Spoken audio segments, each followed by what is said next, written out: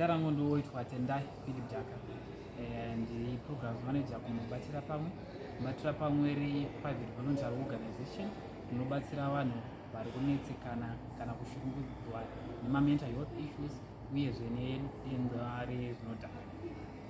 So semubatira pamwe isusu tichibatsirawo vanhu vari kushungurudzwa nezvinodhaka, but tiri kuona kuti yes pane vanhu vane masubstance use issues but there is a link iripo neHIV. So link iri pakasiyana siyana.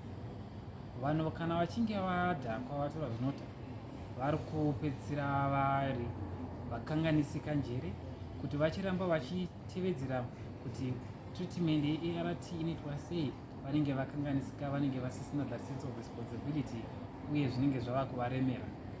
2, vanhu kana vachive vadhakwa they are going to be engaging in risky sexual behaviors. Risky sexual behaviors ndeyekuti munhu akuenda pabonde asina kudzivirira. Munhu akungoti wasangana naye haamuzivi kana status yake, vakutongoita zvekutongowirirana, either womubhadhara woenda pabonde haana kudzivirira. Then tinowanawo vanasikana kana even vana vechikomana chaivo vekutoti nenyaya yekuti economy iri kunetsa, munhu ari kuda kuwana that extra income anopedzisira aenda unoengaja masexual intercourse inenge iri trade off anoti transactional sex iya.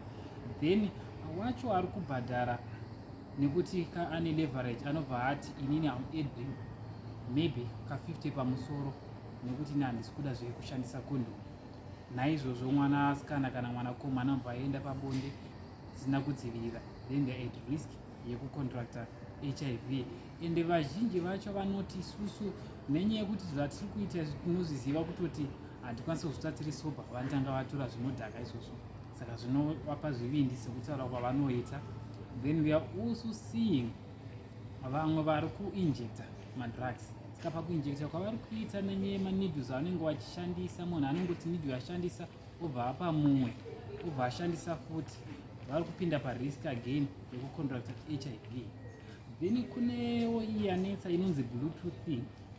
Bluetoothing ndeyekuti nenyaya yekuti wozvinazva kumira mushe, ininiwo nhasi handina mari but kune mumwe wangu atora kana ingava crystal meth kuti adhakwe, saka ini ndinoenda ndonotora needle yaya ndonomubaya, I withdraw the blood area ndoenda ndonozvibaya. Kune vamwe vakutoita zvekutopackage ari masachets chaiwo vachitotengesa ropa riya rinenge riri contaminated ne crystal meth here, so that mumwe munhu anongoenda ungono withdraw ubva zvibaya zvakare.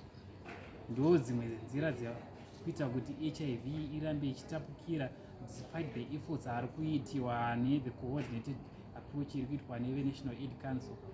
Tikuona mumabhesi umu vana vazhinji vari kuenda, especially vanasikana ari kuenda nekuti ari kushaya mari, ari kubva apedzisira akungopiwa drug iri mahara, but vari kupiwa drug iri mahara achasvika pakuzova intoxicated asingachaziva kuti ari kuitei.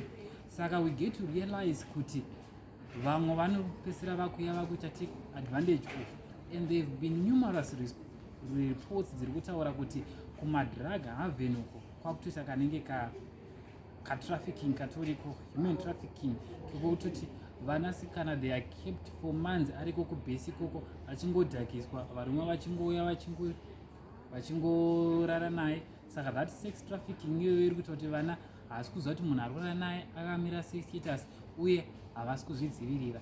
Saka we get to see kuti vanhu vanoramba vachiita sei vachitapurirwa HIV. Then tambotaura futi nenyaya yemapiritsi kuti munhu ari pachirongwa kuti azorangarira kuti kuda kutorwa mapiritsi inenge yatora imwe nhoroondo. Saka we get to see kuti munhu anga ane viral load yake asapurusika, but nenyaya yekuti haasisiri patreatment again inobva yakwira, meaning kuti ine position yekutapurira mumwe munhu futi. Saka ndo some of the challenges dziripo and ndo link iripo paHIV nedenda remadrugs. Ma-commonly used drugs are linked to the risky HIV. Tinoona alcohol vanhu vanomwa vanodhakwa zvekuraradza zvekuti haachazivi zvakuita panguva iyoyo. It also alters nyaya yejudgment chaiyo. Judgment inenge yaimpaired, saka munhu kuti achizosvika achinegotiata kuti handiri kupinda pabonde apa, regai ndiite ndakadzivirira, anenge asina. Then uyu madrugs ari kuita zvekuinjectwa ari kuclassification yemaopiates, tinana drug riri kunetsa iri tozatoonwa kuchipatara tiri kubuda ronzi pethadine vanhu vanenge vachiinjecta but vari kuinjecta ive vari kushiyana masyringes aya maneedles saka vari kutapirwana ipapo ropa neutachiona. Then toenda panyaya yecrisstal meth futi iri kuinjecta. Yes, kune vari kuinjecta but vazhinji vacho vari kutoinjecta especially crystal meth vari kungotora syringe yainjecta riya kubva pamumwe votambidzana vari ipapo vachingoti one love vari pachikona chavo ipapo, then we get to see kuti uyo anga ane utachiona achatapurirwa kune mumwe. Then panewo mamwe drugs anonzi manitrites ari kuwanika iwo they are common amongst men who have sex with men.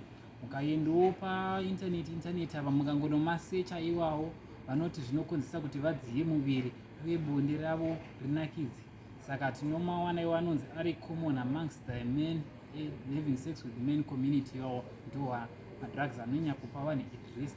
Not that mamwe ariko haaisi munhu at risk, but iwawo ndo ari the most common. Even the Center of Disease Control and Prevention yakatomataurawo ikamaripoti sekudaro.